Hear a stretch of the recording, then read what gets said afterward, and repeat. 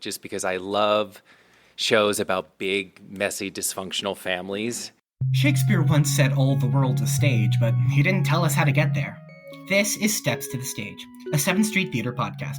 I'm your host, Colin Pinedo, and let's get the show going. Thank you, places! Folks at home, do you have a business, small or otherwise, that isn't pulling in traffic the way you want it to? Well, it might be because they don't have something to remember you by. And that's why today we are sponsored by Graphic Details Inc., signs and displays.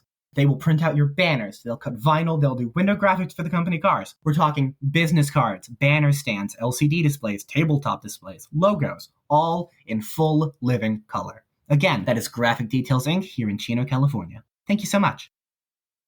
Hello and welcome to Steps to the Stage, a 7th Street Community Theater podcast where I talk about the shows you love with the people you love. I am your host, Colin Pinedo, and if you want to go down one by one and introduce yourself, that would be lovely as well. My name is Tiffany. Hi, I'm Amanda. I'm Chris. I'm Toni. And I'm Suzy. And we are here today talking about the new production of August Osage County that's happening at the Community Theater. When is that? It opens September 8th, and it runs to the 30th, so it's basically the whole month of September. Yeah, very fun. It's very exciting. How do you all feel about that? I'm seeing a lot of anxious but happy faces in front of me across the table. But anxious and happy, I think, is good way to describe how we feel going into this week. We know we have a lot to do yet. We just had a 4-hour-ish tech run through, to go through all the lights and the sound and all that stuff. But I think we're in a good shape. Yeah. So this is Tech Week? Yes. This is. All right. Very, very exciting, very stressful. I know how that can be. If you want to say who you are in the show, what you do, what your roles are, that's also appreciated if you want to. Yeah. Well, I'm Tiffany. I'm playing Karen Weston. She's the youngest of the three sisters. And I'm Amanda Nelson, and I'm playing Barbara, the eldest of the Weston sisters. I'm Suzy Pearce, and I play Ivy Weston, the middle sister. And I'm Toni Lynd, and I play Violet, their mother. And I'm Chris Diehl, and I play I don't play, but I am the director of the show. Yes. I guess I could say I play the director as well. But. As director, you play many different roles in this show. Yes. Wear many different hats. So, Chris, what led you to this show as a director, as a piece that you want to? For Chino Community Theater, we always pick our season. We have a play selection committee that comes in and picks the shows, and then we submit to direct those shows. And so when they had picked August Osage County, I knew that I really wanted to direct this one, just because I love shows about big, messy, dysfunctional families, and I really haven't directed many shows like that.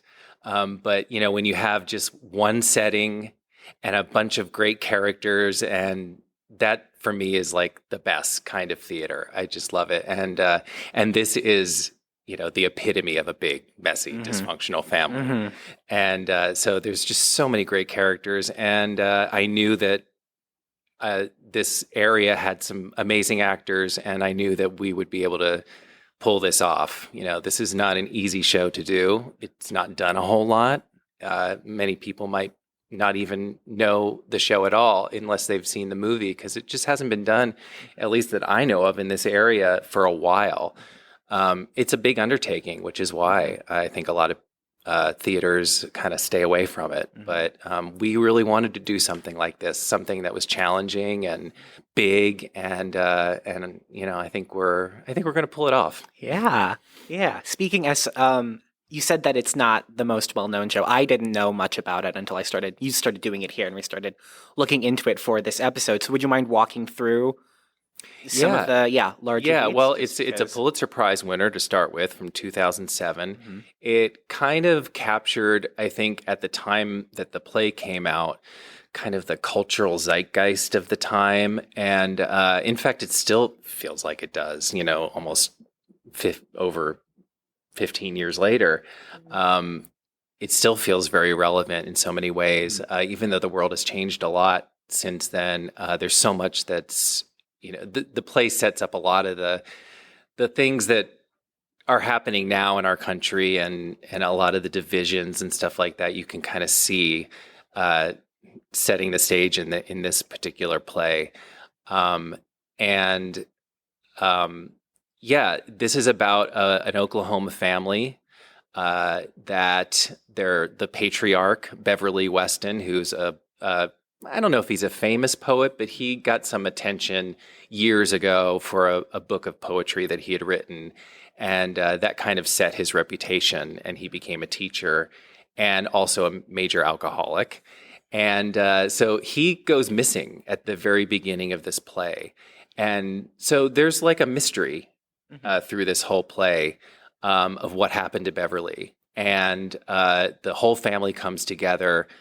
Violet, his wife, who's addicted to pills, her daughters basically come back for the first time in years. They're back together to kind of support her at this difficult time, and the whole family kind of comes together. And that's the setting for the show: is Beverly is missing, everybody comes together, and like a good mystery, we find out, like on the last page, the fate of Beverly Weston and what exactly happened to him. So there's a really good mystery to the show, but it's also just a really wonderful character study and a look at families. And, I think something everybody can relate to is everybody's part of a family of some kind, so a lot of people will see people that they know for sure in this show.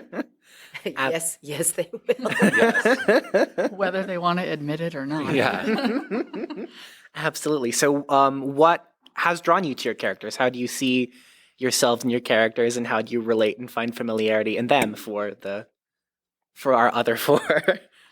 Well, I play Ivy. I'm the one that's actually stayed closest to home. I've seen my mom and dad pretty often. I don't live very far away from them. I don't live with them, but I teach over at the university where my father taught.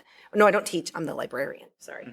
But I'm the one that has really kind of been, I don't know, just I wouldn't say like a caretaker, but more of a, I've been the one kid that stayed. And so when the other sisters come in, there's definitely I don't know if maybe some resentment in there, but there's definitely there's a division that has been set because they left and I didn't. So there's definitely a dynamic there between my mom and I that's different than the dynamic with the other sisters. And Violet never lets them forget, that they left. She very much knows, has this, family obligation is a big thing in this show, and especially with Violet. And Toni has a real good grasp on Violet, I think, in her character. Yeah, it's really, she is a victim. She's never done anything wrong. Everybody does it to her. And so her kids leaving, was an insult. They should never have done it. Your place is with me. And, in the same kind of relationship I had with my husband, I expect him to, cater to me. And it's I have people in my life that have been like that. My parents and my granny, very much like this woman, and very proud, very stubborn, very, and the show is a comedy. We always get away from that. It's a comic tragedy. So trying to find those lighthearted moments, and part of it is just the way she talks, just the way she thinks. Her vision of something. It's horrible, but it's funny. It's funny. So it works out okay. I'm hoping to play that up well enough that we do get plenty of laughs in addition to the angst that's there. Yeah. On Tracy Letts' script, and one of the reasons it's a Pulitzer Prize winner is because he does have that great balance of, the darkness of this family. There's all sorts of issues that they're dealing with. Almost, every issue you can think of they're dealing with in this family. But what's wonderful about Tracy Letts is that he has such a great sense of humor. So even when you don't think you should be laughing in a particular scene, you're going to find yourself laughing just because the dialogue is so smart and so funny. And yeah, I'm excited to see it. Okay, because I kept seeing comedy, and then I read the plot synopsis. I'm like, How on earth? I'm like, wow. But okay, I'm glad to see that. Yeah, Yeah, you have to find the laughs in the darkness, Absolutely, especially in for this sure. day and age. Yeah. So Well, and I think something Chris said that's so important is it's so incredibly smart. And I think each of these characters, too, are so very smart. And there's so much more to them than just this tragic, broken bunch, which absolutely they are.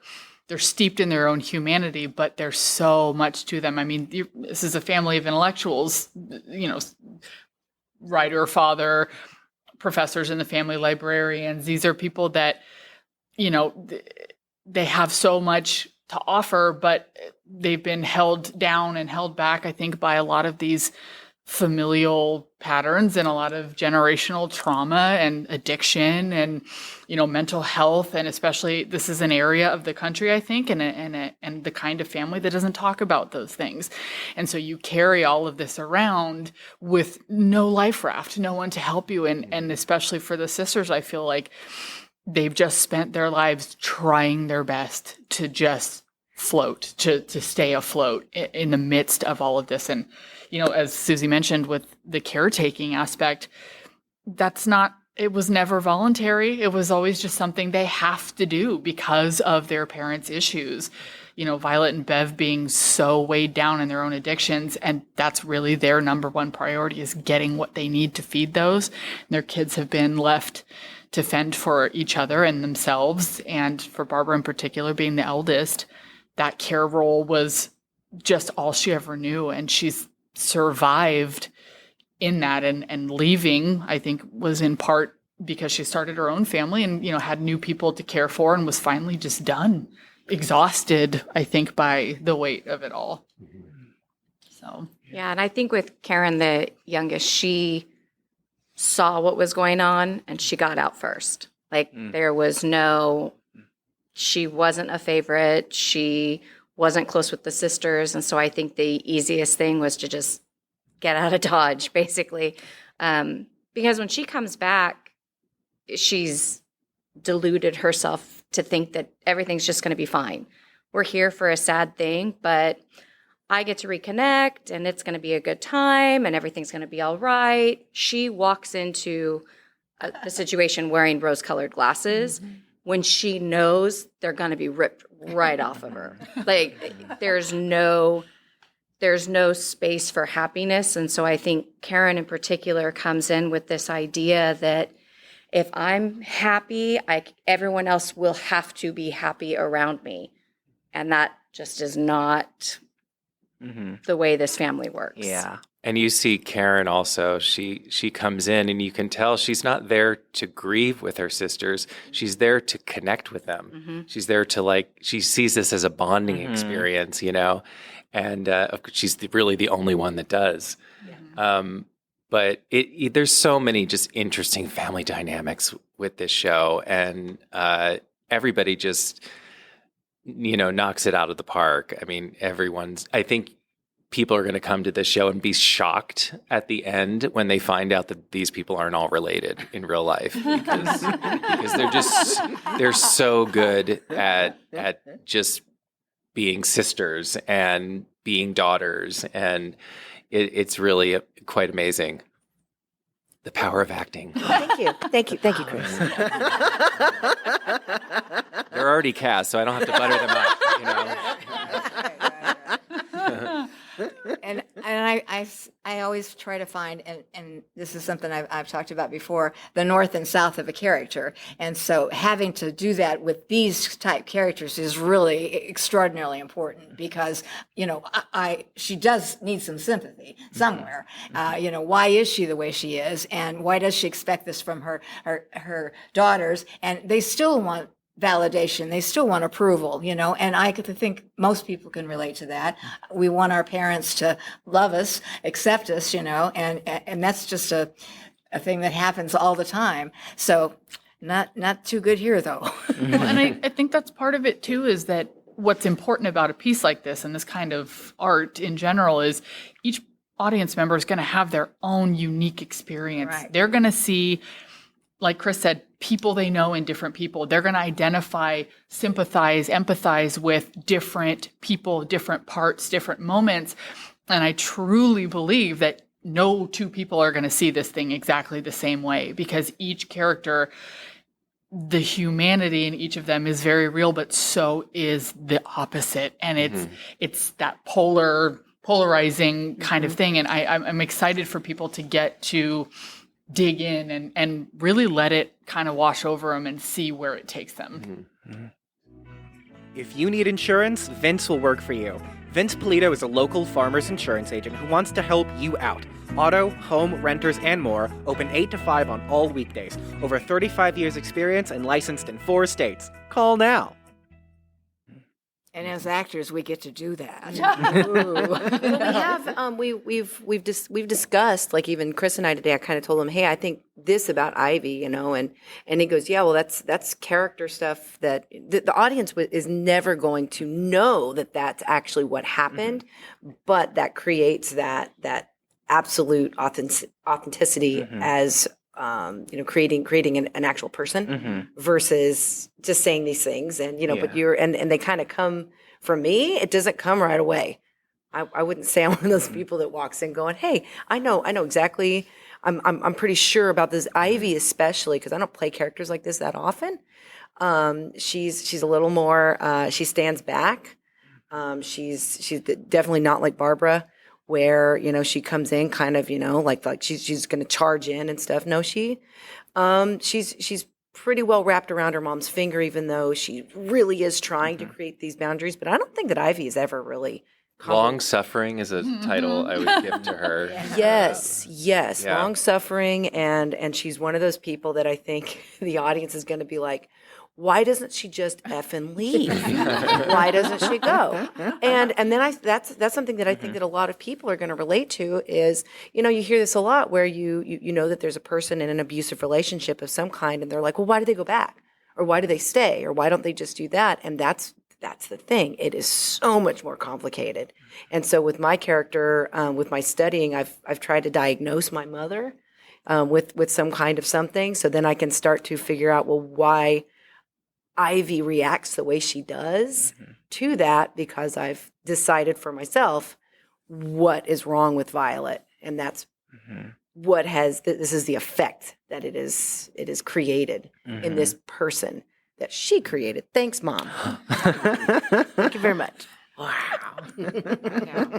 These are fabulous actors. I'm serious. It's just such an honor because you can go sky high with it, with your emotions and anger and rage and everything, and meet me right at the same spot. Boy, it's wonderful. It's awesome. They all are just so totally believable that it's just incredible. It really is. Fantastic. Yeah. So Barbara and what's your character's name? Sorry. Violet. They're sort of the main sort of. Yes. Yeah. The main, the two sort of most in. Yeah. With each other. Yes. Yeah. Yes. Yeah. Would you mind sort of speaking on that and sort of how that? Barbara is my favorite. She is, and I am crushed that she left. She moved away with her family and didn't stay with me. And I have never forgiven her for that.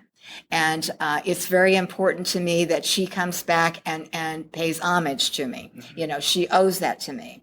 I mean, that's how, Violet thinks. You really should never have left, and things happened here because you left. You did it. We fell apart because you left. So I'm putting all the blame on her, which is definitely what Violet likes to do, is to pass on the blame. And yet I'm proud of Barbara because she's strong, and I like all the things that she does, and I think she's a lot like me. Unfortunately, that's true. But I mean, that's part of it. That's the dynamic that's there. And I want her to love me, and I want her to be subservient to me, So you want to speak to that now? Yeah, I think the thing about Barbara, for me, that's the most saturated is she's kind of a study in coping mechanisms in children who are raised. I've always characterized Violet this way. She's toxic and chaotic. She's a clinical narcissist, and she really truly cares about nobody but herself. And she has 3 daughters who she loves. She's a parent. She loves them. You know, you feed and clothe your kids as their babies because you have to, so they survive. But then I think there was a point in their lives where she's like, all right, you're on your own, and stopped thinking of them in this parental, maternal way, and was like, well, now you're just my little buddies who live here. You're my roommates. You're just other women in my life. And so there was, when you have kids still in adolescence longing for that guidance and that parental connection, and you're treated like peers, and especially Barbara being the oldest, having 2 sisters to probably watch out for and, you know, take care of, she's just kind of developed this thick skin, a very sharp tongue, a very sort of, you know, self-deprecating kind of response to this traumatic circumstance she's grown up in. And, you know, I think it's telling that she met and married a guy from the same area, but once they had a kid, it was like, okay, it's time. I've got my own family to think about now. I've got my own, you know, life to build. And she finally felt permission, so to speak, to go and do that for herself. And she's like, I got to, I have to, because if I don't, I might not ever get another chance. And she took off, and, you know, thankfully they had a reason to go, and coming back for her, it's that deep rooted obligation in this kind of family. She's the eldest. There's a crisis. I have to show up. So here I come. I might not be ready, but it's going to be what it's going to be. And I think from the minute she walks in the door, it's like, all right, here we go. I think she already knows what to expect to some degree. And she's just trying to get through each moment. And the thing that's really interesting too about all of this is each of the girls, they have their own lives, and they bring a lot of that own life with them. They've got their own issues now. They're adults. They have their own, and you'll learn a lot more about each of their separate lives as well, and just what they're doing. And her mother is this force of nature, personality-wise, and she, I think, has just done her best to not only cope with it, but to compete with it, and to find a way to not be absolutely bulldozed by this You know, tidal wave. I think all the sisters were emotional hostages to Violet. And you two, with your escape, with returning, it turns out that you're still an emotional hostage, you know, even though I've been here this whole time, Ivy's been here this whole time. And so, of course, you'd expect that from Ivy, but, you know, you think, oh, well, they've created some kind of a, you know, more clear boundaries and things like that, but they come back, and that is not the case. You also have this just classic generational clash, you know, with Violet, who grew up in a very different time when you really didn't get divorced. She stayed with her husband, and they stayed in a miserable marriage together. And they used drugs to cope. And I think there's some resentment there too. Barbara and Bill, her husband, they're getting a divorce. They're not staying together like Violet and Beverly did. And I think there's some aspect of where Violet is looking at Barbara, and this happens, I think, throughout the whole show, looking at her with admiration for doing things that she couldn't do, but also resenting her at the same time for doing the same exact thing. Yeah, there's always this element of they keep, I think, ping-ponging back and forth between their current new dynamics and those deep-seated, you know, ties of their childhood and how they were talked to and treated and related to each other as kids. Chris and I were talking about it. There are certain family members' houses or friends' houses, and you pull up in the driveway and you know the vibe, or so to speak, is going to be one thing. And I think each of them hits that front porch and they go, oh, I know exactly what's coming. It's going to only be one way once I go in there. There's no other way. And that, you know, it's heavy. It's a lot to carry, and they're powerless to it. Well, and Karen's the only sister that doesn't have a one-on-one moment with their mom. Yeah. She actually doesn't even encounter their mom until the entire family and the entire cast is there. And so there's no there's an isolation from her. So you meet Karen as this very different person.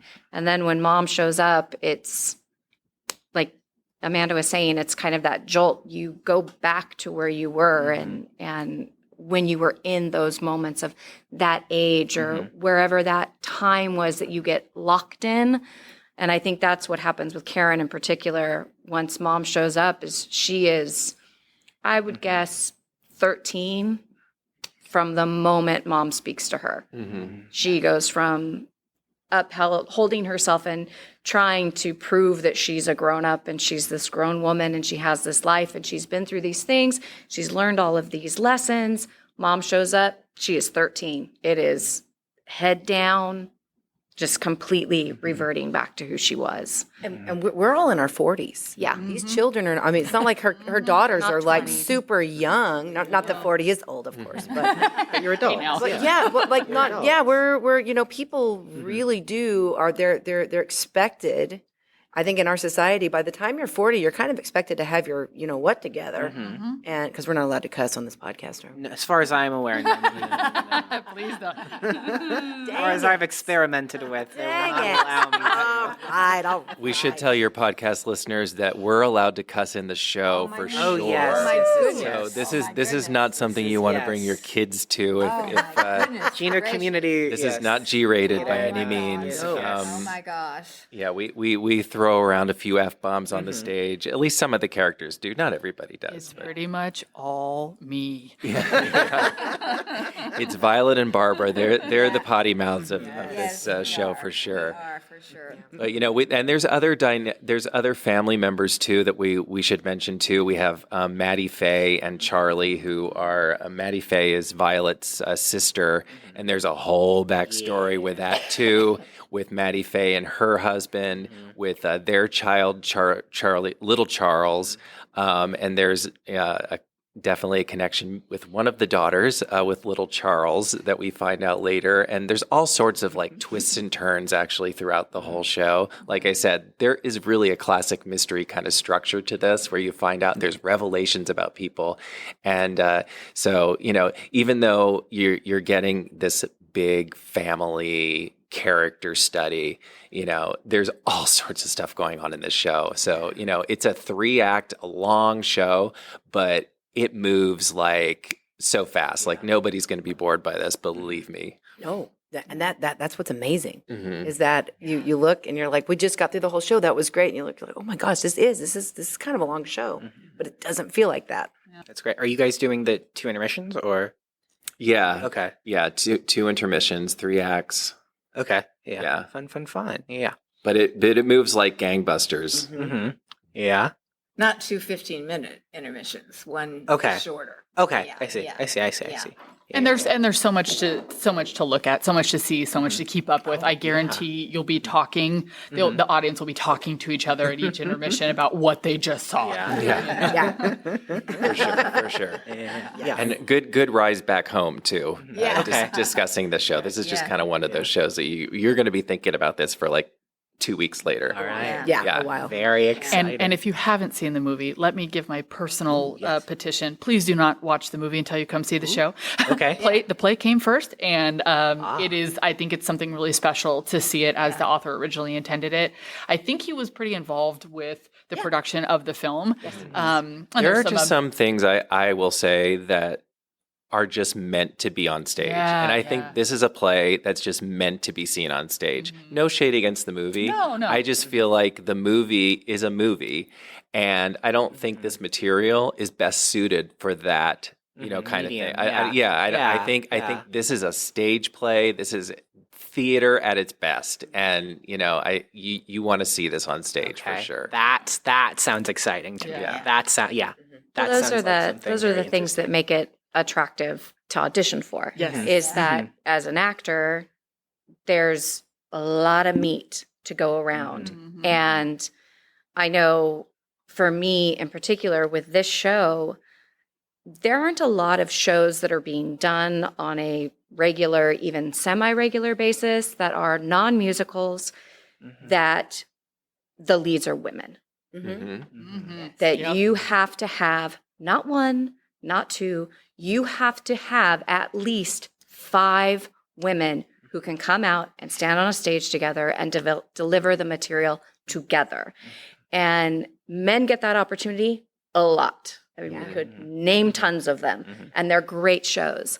But doing a female version of The Odd Couple is not the same. It's not made for women, whereas this show was written for women to say the words that are going to make you uncomfortable. And as an actor, like that's like the cherry on the sundae to get to walk in and be like, ooh, I'm the one they're going to go home talking about. That's, ooh, that's typically not the response that you get to get. Well, and to say, to piggyback on that, Tiffany, Amanda, and I, we all live pretty far from this theater. And if it weren't this script with this director, I would not be here. Absolutely, yeah. And it makes a huge difference. But I would, and I've missed a lot of family time, and I think it's absolutely worth it. Well, and kudos to CCT for seeing the potential here. I mean, the undertaking, you guys, if nothing, just come to see the set is spectacular. It's a whole other character in the show. It's so phenomenal. Our production team is beyond talented. And, I think something Tiff said that's so important is these big roles are written for women, but they are different kinds of women. They're so multifaceted, and there's so many layers, and it's so rich and complex, and it's this beautiful stained glass window of every emotion and layer and strength and weakness, and there's no archetypes going on in this at all, and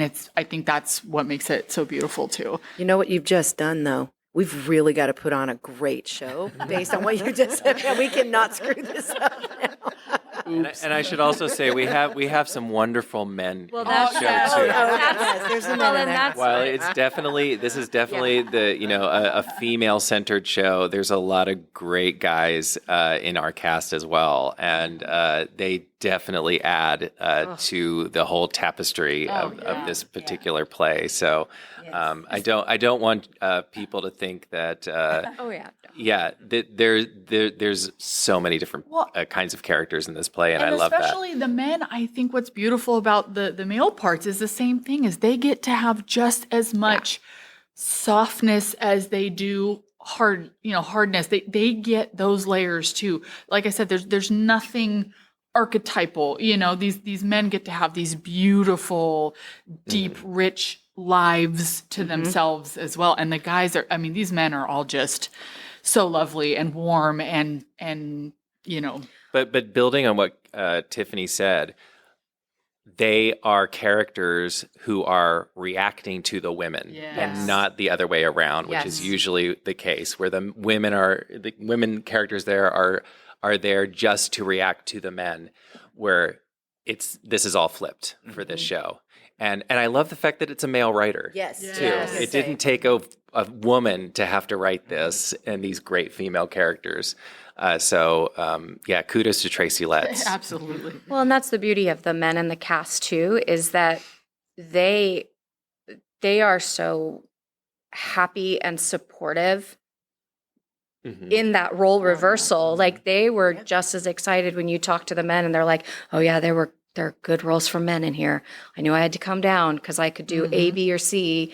They had options as well. And that it's just rare.